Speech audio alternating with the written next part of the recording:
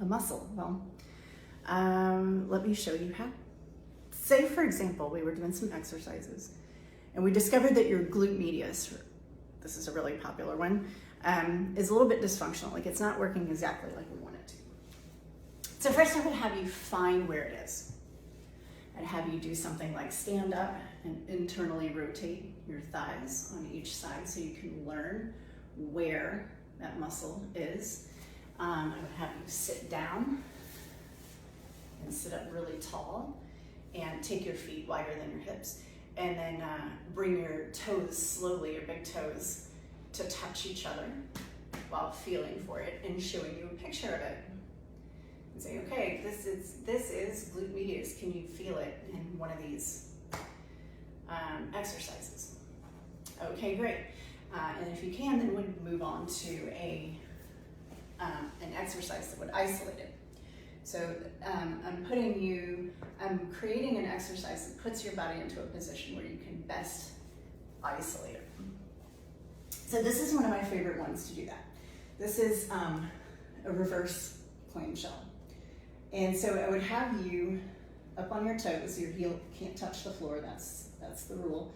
And then we've got this block under the knee, right? Or if you don't have a block, you could use a thick book. And then you press your toes and your knee into the block and the floor. This foot, you don't want to do anything with it, so I like to rest it. And then just push and feel for this muscle being the main character of the exercise. And if it's not, I might have you roll to your side just a little bit and see if that helps that muscle become the main character as you're pressing. And then if it still doesn't isolate and you feel a bunch of other stuff going on, then what I would have you do is use less effort.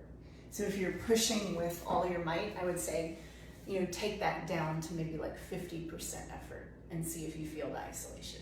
And then if that still doesn't work, take it down to 25% effort. And you'll get there. You'll get into an isolation position. And then from there, you progress your exercises. Once it gets stronger, you've practiced that every day for a while, that muscle gets more active and functional. Then we start adding other exercises in where we're testing to make sure that your hip flexors aren't kicking in too much, to make sure that your other glutes aren't kicking in too much.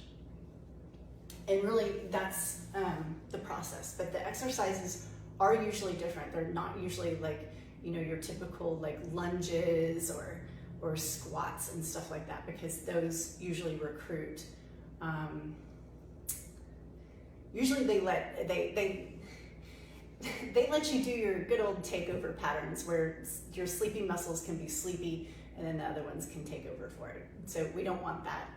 And that is where these funny looking, different, unique exercises come into play. I hope that helps.